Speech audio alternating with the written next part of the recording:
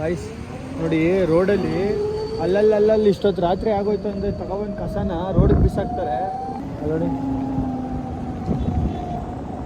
ಏನು ಹೊಟ್ಟೆಗೆ ಅನ್ನ ತಿಂತಾರೆ, ಎಲ್ಲಿ ತಿಂತಾರೋ ಹೋಗ್ಲಿ. ಗಾರ್ಬೇಜ್ ಟ್ರಾನ್ಸ್ಪೋರ್ಟೇಷನ್ ಲಾರಿಗಳು ನಿಂತ್ಕೊಂತಾವಲ್ಲ, ಕಸ ಎಲ್ಲರೂ ಬಿಸಾಕ್ಬೇಕು ತಾನೇ. ನೋಡಿ ಕಸ ಹೆಂಗೆ ರೋಡಲ್ಲಿ ಆಯ್ತು ಅಂದರೆ ರಾತ್ರಿ ಆಯಿತು ಅಂದರೆ ತಗೊಬಂದು ಬಿಸಾಕ್ಬಿಡ್ತಾರೆ. ದಯವಿಟ್ಟು ಮನೆಗಳ ಹತ್ರ ಕಸದವ್ರು ಬಂದಾಗ ಕಸ ಹಾಕಿ, ಈ ಥರ ರೋಡ್ ತಗೊಬಂದ್ಬಿಟ್ಟು ಕಸ ಹಾಕ್ಬಿಟ್ಟು. ಈಗಲೇ ನಮ್ಮ ರೋಡ್ಗಳು ಗುಂಡಿ ಕಿತ್ತೋಗಿರೋವು, ಎಲ್ಲಿ ಗುಂಡಿ ಬಿದ್ದಿರ್ತವೆ, ಎಲ್ಲಿ ಗಲೀಜು ಅನ್ನೋದು ಗೊತ್ತಾಗಲ್ಲ ಜನಕ್ಕೆ. ಮಳೆ ಬಂದರೆ ಈಗಲೇ ಮರಗಳು ಬೀಳ್ತವೆ, ಗೋಡೆಗಳು ಬೀಳ್ತವೆ. ನೀವು ಕಸ ಹಾಕ್ಬಿಟ್ಟು ರೋಡ್ನು ಚಿಕ್ಕದಾಗಿ ಮಾಡಿಬಿಡ್ತಾ ಇದ್ದೀರಾ. ಎಷ್ಟು ಗಲೀಜು ಮಾಡ್ತಾರೆ ಅಂದರೆ ಜನ. ಏನು ಹೊಟ್ಟೆಗೆ ಅದೇನು ತಿಂತಾರೋ ಏನೋ. ಅವ್ರ ಮನೆ ಸುತ್ತ ಮಾತ್ರ ಕ್ಲೀನ್ ಇರಬೇಕು, ಅವ್ರ ಮನೇಲಿ ಮಾತ್ರ ಕ್ಲೀನ್ ಇರಬೇಕು. ಪಕ್ಕದ ಮನೆಯವ್ರ ಹತ್ರ ಕಸ ಬಿಸಾಕ್ಬಿಟ್ರೆ ಅವ್ರಿಗೇನಾಗಬೇಕು? ಪಕ್ಕದ ರೋಡಲ್ಲಿ ತಗೋಗಿ ಬಿಸಾಕ್ತಾರೆ, ಅವ್ರಿಗೇನಾಗಬೇಕು? ಏನು ಮಾಡ್ತಾರೆ ಹೇಳಿ? ನೋಡಿ ತಗೊಬಂದು ಚೀಲದಲ್ಲಿ ರೋಡಲ್ಲಿ ಹೆಂಗೆ ಹಂಗೆ ಬಿಸಾಕ್ತಾರೆ ಅಷ್ಟೇ. ಇದೇ ನಮ್ಮ ಬೆಂಗಳೂರು.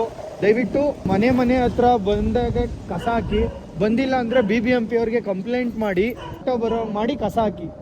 ಅಟ್ಲೀಸ್ಟ್ ಆಯಿತು, ನೈಟ್ ಡ್ಯೂಟಿಗಳಿಗೆ ಹೋಗ್ತೀರಾ ನೀವು, ಬೆಳಗ್ಗೆ ಬರೋಷ್ಟೊತ್ತಿಗೆ ಗಾಡಿ ನಿಮ್ಮ ಮನೆ ಹತ್ರ ಬಂದು ಹೊಂಟೋಗಿರುತ್ತೆ, ನೀವು ಇರಲ್ಲ.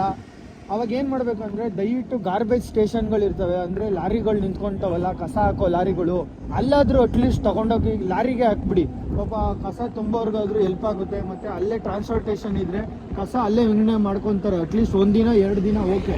ನಿಮ್ಮ ಕೈಲಿ ಅಲ್ಲಿ ಇಲ್ಲಿ ಬಿಸಾಕೋ ಬದಲು ಲಾರಿಗೆ ಹಾಕ್ಬಿಡಿ. ಸ್ವಲ್ಪ ಸಿಟಿನಾರ ಕ್ಲೀನಾಗಿ ಇಟ್ಕೊಳ್ಳಿ. ನಮ್ಮೂರು ಇದು, ನಮ್ಮ ಜಾಗ, ನಮಗೆ ಅನ್ನ ಕೊಡೋ ಜಾಗ ಇದು ಬೆಂಗಳೂರು.